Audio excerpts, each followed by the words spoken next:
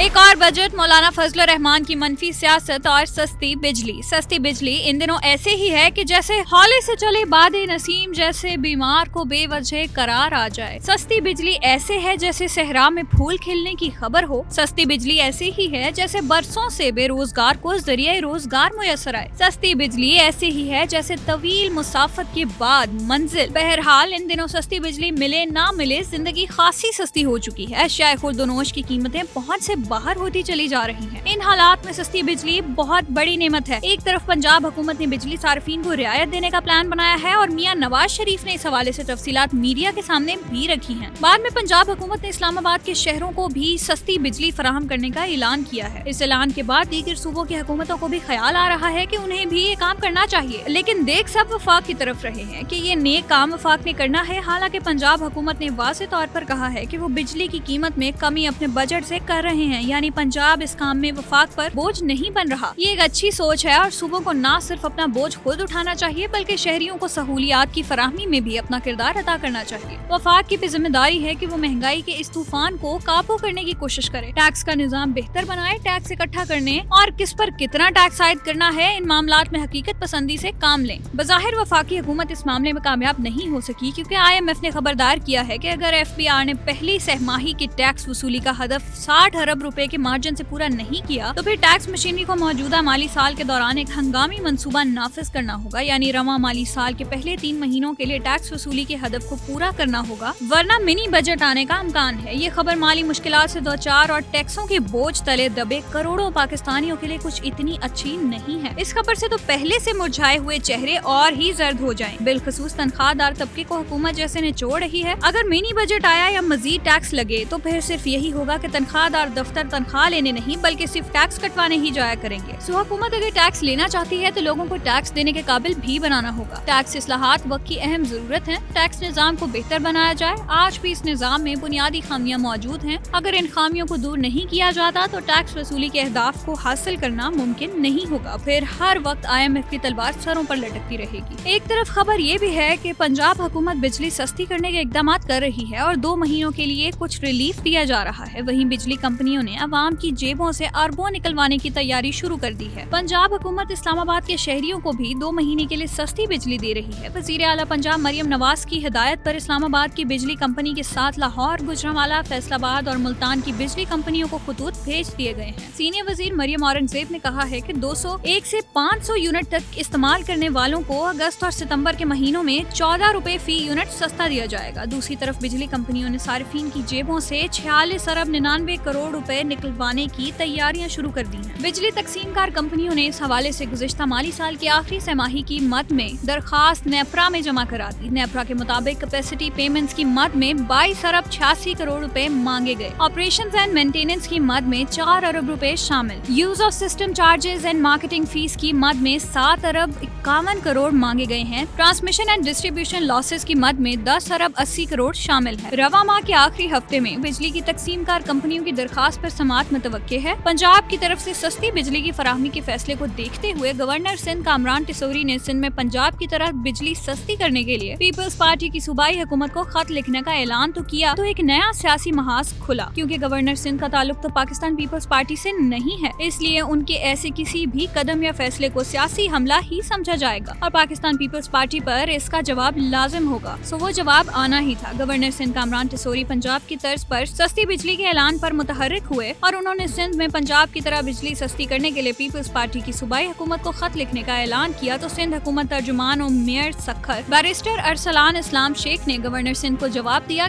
और कहा कि कामरान टिसोरी सिंध में वफाक की नुमाइंदगी कर रहे हैं। बिजली के टैरिफ का मामला वफाक की जिम्मेदारी है। गवर्नर वफाकी हुकूमत के सामने सिंध की आवाम का मसला उठाएं। जनाब तर्जुमान साहब, पंजाब अपने बजट में से बिजली सार्फिन को रियायत दे रहा है। आप बजाय रिलीफ के गवर्नर सिंध को इस्लामाबाद सफर का मशवरा दे रहे हैं। इससे बेहतर मशवरा तो आप अपने वजीर आला सैयद मुराद अली शाह को दे सकते हैं अगर आप कोई अच्छा मशवरा देना चाहें। लेकिन अगर आप ये समझते हैं कि हर बयान का जवाब सिर्फ बयान और किसी मंतक को खातिर में लाए बगैर देना है तो जैसे आपकी मर्जी, लेकिन ये जहन में रखें कि पंजाब ने 2 माह के लिए अपने शहरियों के लिए सस्ती बिजली का मंसूबा अपने बजट से किया है। मौलाना फजलुर रहमान से मैंने हमेशा गुजारिश की है कि वो कम अज कम कौमी मामलात में निस्बतन बेहतर सोच और ख्यालात का इजहार किया करें। अब उन्होंने एक मरतबा फिर CPEC, पाकिस्तान चीन के ताल्लुकात और पाकिस्तान की अमेरिका के के साथ ताल्लुकात पर गुफ्तगू की है। जमीयत उलमा इस्लाम के सरबराह मौलाना फजलुर रहमान कहते हैं कि अमेरिका को सीपैक बंद करने की यकीन दहानी करवाई जा रही है और चीन से सीपैक बनाने के एवज पैसे बटोरे जा रहे हैं। मौलाना की इस बात पर चीन क्या समझेगा और क्या उनका ये बयान अमेरिका को खुश करने के लिए है या फिर दो आलमी ताकतों के साथ पाकिस्तान के ताल्लुकात को खराब करने की कोशिश। हालांकि ये कोई ढकी छुपी बात नहीं कि चीनी हुकाम जानते हैं कि कौन सीपैक मुखालिफ है और इस मंसूबे को कैसे नुकसान पहुंचा सकता है। बलूचिस्तान में होने वाले एहतजाजी मुजाहिरों को चीनी हुकाम भी समझते हैं कि ये मुजाहिरे खालिस्तन सीपैक के अमल को सुस्त करने या तरक्की के इस अमल की रुकावटें खड़ी करने के लिए हैं। इसलिए मौलाना से गुजारिश है कि अपनी सियासत जरूर करें लेकिन मुल्की तरक्की को दाव पर ना लगाएं। आखिर में शहजाद अहमद का कलाम, रुखसत हुआ तो आंख मिलाकर नहीं गया, वो क्यों गया है ये भी बताकर नहीं गया।